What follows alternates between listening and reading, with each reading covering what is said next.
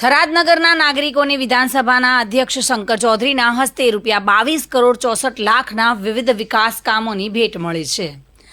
આ વિકાસ કામોમાં પાણી તેમજ ફાયર ફાઇટરના કામોનું લોકાર્પણ અને ખાતમુહૂર્ત થતાં થરાદના નાગરિકોની મુશ્કેલીઓ દૂર થશે।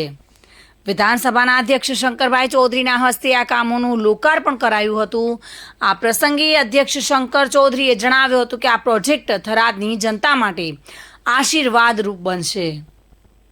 અમૃત 2.0 યોજના હેઠળ થરાદ નગરપાલિકાનો પાણી પુરવઠા પ્રોજેક્ટ ₹21 કરોડ 22 લાખના ખર્ચે મંજૂર કરવામાં આવ્યો છે અને આ પ્રોજેક્ટથી 10 MLDનો વોટર ટ્રીટમેન્ટ થરાદ નગરપાલિકાના વિસ્તારમાં કાર્યરત થશે, જેથી થરાદ નગરપાલિકાના વિસ્તારમાં હાલની તથા ભવિષ્યની શુદ્ધ પીવાના પાણીની જરૂરિયાતોને પૂર્ણ કરી શકાશે।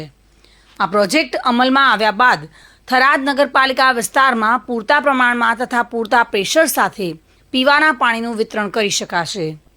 અધ્યક્ષે થરાદના નાગરિકોને મળેલી આ નવી ભેટ બદલ શુભેચ્છાઓ પાઠવી હતી।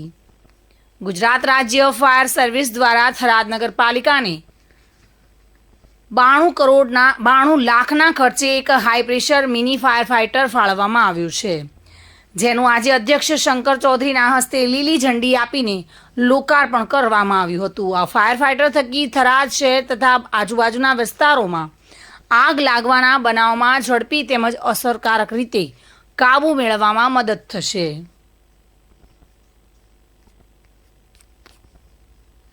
વિધાનસભાના અધ્યક્ષ શંકર ચૌધરીના હસ્તે 22 કરોડ 64 લાખના વિવિધ વિકાસોના કામોની ભેટ આપતા થરાદ નગરવાસીઓની સુવિધામાં વધારો થશે અને લોકો પણ ખુશાલ જોવા મળી રહ્યા હતા। એવા થરાદની અંદર એક આધુનિક ફાયર ફાઇટર મશીન એ નગરપાલિકાને આજે 92 લાખના ખર્ચે લોકાર્પણ કરવામાં આવ્યું, જેમાં ચોમાસાની સિઝનમાં વરસાદની અંદર પાણી પૂર હોય તો તેમાંથી બચાવવા માટે લાઇટની વ્યવસ્થા ના હોય તો પણ ઓટોમેટિક થઈ શકે, એનું રેસ્ક્યુ કરીને ખેંચવાનું હોય તો પણ થઈ શકે। ખાસ કરીને કોઈ ઝેરી ગેસ એનું ગળતણ હોય તો તેમાંથી બચાવવા માટેની પણ સુવિધા, કોઈ મકાન નીચે દટાઈ ગયા હોય તો એને દટાયેલાને બહાર કાઢવા માટે, મોટા ઝાડો જો કપાઈને અંદર રસ્તા વચ્ચે પડ્યા હોય તો એને પણ દૂર કરવા માટેની કટિંગ મશીન સહિતની વ્યવસ્થા ફાયર ફાઇટરની અંદર છે।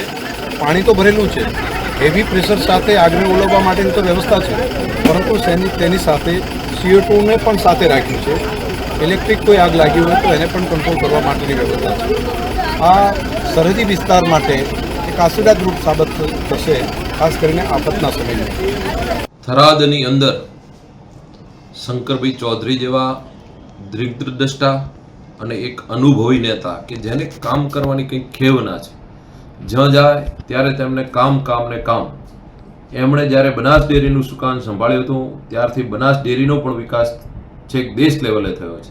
થરાદની અંદર જ્યારે પોતે ચૂંટણી લડવા આવ્યા ત્યારે જે વચનો આપ્યા હતા એથી પણ વિશેષ થરાદ તાલુકાનો વિકાસ થઈ રહ્યો છે। આજે હમણાં જ તાજેતરની અંદર થરાદ નગરની અંદર જે પીવાના પાણીનો પ્રશ્ન નાનો મોટો હતો એને અનુલક્ષીને ધ્યાને લઈ 22 કરોડની પાણીની ટાંકી અને સંપો 7 જગ્યાએ વિવિધ જગ્યાએ બનાવવા માટેની ગ્રાન્ટ શંકરભાઈના યથાર્થ પ્રશ્નોથી આવી અને હમણાં 2 દિવસ પહેલા જ એનું ખાતમુહૂર્ત કરવામાં આવ્યું।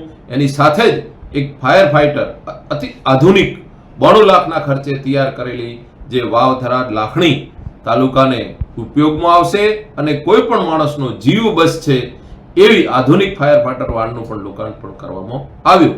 એની સાથે પાવડની અંદર એક પંચાયત ઘરનું લોકાર્પણ, એની સાથે એક સ્કૂલનું લોકાર્પણ અને વજેગઢ જે ગ્રામ પંચાયત જુદી પડી છે એને પહેલેથી જ હાઈવે ઉપર એક સારું આધુનિક પંચાયત ઘરનું પણ લોકાર્પણ માનનીય શંકરભાઈ ચૌધરી સાહેબના હસ્તે કરવામાં આવ્યું છે।